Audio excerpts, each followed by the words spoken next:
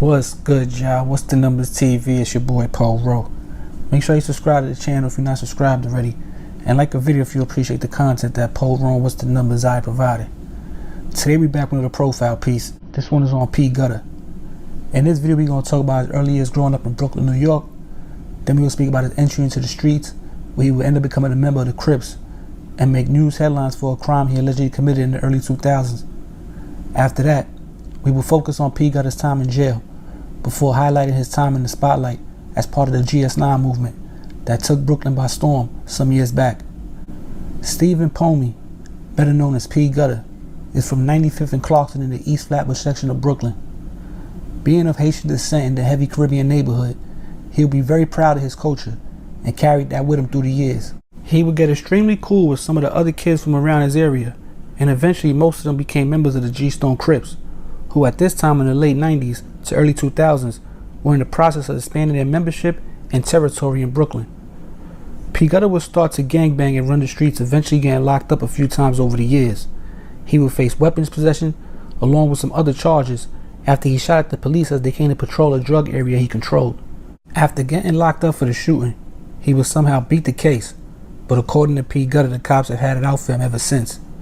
In June of 2005, he would make news headlines and be arrested once again for allegedly beating a gay man into a coma after the man made sexually suggestive remarks towards P. Gutter as he walked past the victim wearing his girlfriend's pink tank top. The new charges P. Gutter was facing carried a potential lengthy jail sentence if convicted.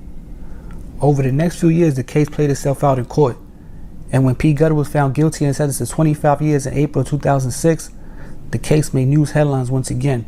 Eventually, his conviction would be overturned in 2008 by the State Appeals Court, who then dismissed the top charges against P. Gutter, saying he could be retried on the lesser charges of second-degree assault and second-degree assault as a hate crime. Eventually, he pled guilty and received a 9-year prison term for his role in the situation. During the years that his case played out in court, P. Gutter spent time on Rikers Island before heading up north to some of the worst maximum security prisons in the state. For a Crip doing time in some of these blood-dominated jails was pretty much a death sentence. It had been noted through interviews and magazine articles that many Crip members would low-ride or not claim at all because they were outnumbered so much. But according to those that did time with him, P. Gutter was different, as he always claimed a set and Crip affiliation in any jail he landed at in the New York State blood-dominated prison system. P. Gutter had courage, but his loyalty to the Crips would be put to the test plenty of times, as he stayed getting into physical altercations with members of the rival Bloods, causing him to do a lot of time in the jail segregation unit, aka the box. Over time, some of the Bloods he had issues with would come to respect P. Gutter. He would even develop a bond with Bloodhound Brim leader La Brim, as the two would form an allegiance and put together different movements in the streets and jail between their two sets. In 2014, P. Gutter would be released from prison and step right into the spotlight of the music industry by being associated with Bobby Shmurda, Rowdy Rebel, and the rest of the GS9 crew. Being older than all of the GS9 members, P. Gutter would take on some type of big brother role once he came home from prison. He would accompany Bobby Shmurda and GS9 to Club Lust for a performance that caught the attention of music execs. The next day, record labels started calling, and eventually Bobby and Rowdy signed to Epic Records. Due to running around and holding the team down, P. Gutter got a job as an assistant road manager with Bobby up until he got locked up. After the arrest of GS9, P. Gutter himself would start rapping and link up with other artists around the city like G's Gasoline, China Mac, O&B JD, and Fabio Foreign. He would release numerous songs and vlogs on the internet, but there was a lot going on in the streets of Brooklyn at the time, and P. Gutter would get caught up in the whole Woo vs. Show war and even started dissing the GDs and Blickies directly in songs. He would also have a run-in with GD rapper MV Kane in downtown Brooklyn that would make its way on the internet. There would be more videos on the internet, like the one going at 50 Cent, or another one about getting a rapper's chain back for him. But besides all the drama or gang members surrounding P. Gutter, he was actually making moves in New York City. He was continuously around some of the hottest up-and-coming rappers out of Brooklyn, and also had a relationship with behind-the-scenes mover and shaker Slow from Slowbucks. It's also documented that he put together peace walks consisting of rival gangs like the Crips, Bloods, and Gangsta Disciples. P. Gutter will also make moves for his own gang, the G-Stone Crips, as he maintained his relationship with La Brim and even had an allegiance called Jet Blue between the two gangs for a while. But eventually, everything would come to a halt when in June of 2019, P. Gutter would be arrested and charged with prostituting a pair of teenage girls out of a hotel in Jamaica, Queens. From there, crazy stories of mistreatment by COs and gang politics would come out about P. Gutter being beaten in jail and burnt after a fire-related issue happened around his cell on Rikers Island. The authorities would say the Bloods were the ones who burned him, and in fact that P. Gutter was the one causing trouble when they were even breaking a female CO's arm during an altercation.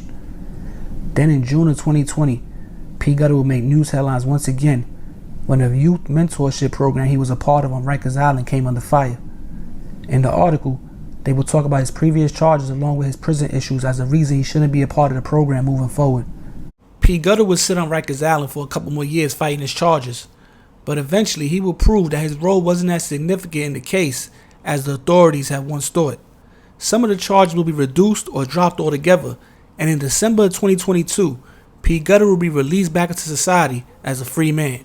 His new goal was to just live as a civilian for the first time in his life and to not be involved in all the gang politics or the street lifestyle that had caused him to be in and out of jail his entire life. Rappers like Bobby Shmurda and Fabio Foreign, who P. Gutter played a part in their early success, haven't really doubled back to, pick up their big homie or put him back on or put him in position that he was in before. But that might not be something that he's into anymore, something that he's looking forward to, as it looked as P. Gutter might have turned over a new leaf. But yo, it's What's the Numbers TV is a quick profile piece on Stephen Pomey, better known as P. Gutter, big homie Crip out of Brooklyn, GSC, get straight cash, you know what I'm saying? Well known in the borough, well known in the city, you know what I'm saying? He got a brother named Biggs, been out there getting money for a minute. And when he came home, remember he came home to the whole GS9, Bobby got locked up. Now, even with the whole Fabio, he was around Fabio, right? He gets locked up June 2019. The video for Big Drip comes out August 2019. Fabio's out of here, running around, performing, all that getting money, you know what I'm saying? Gutter would have been right with him probably. But he's locked up, fighting the case, you know what I'm saying? These are how things work out, how things play out most of the time in the streets, man. It's rarely that you get the happy ending. Now, he definitely well respected. His name definitely rings bells.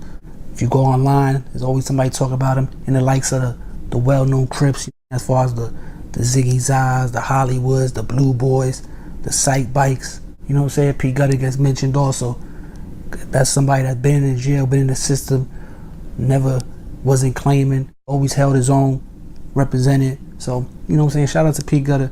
But yeah, that's the profile piece on Stephen Pomey, better known as P. Gutter out of Brooklyn. But yo, it's What's the Numbers TV? It's your boy Paul Rowe. We back before you know it, man. We out of here. Peace.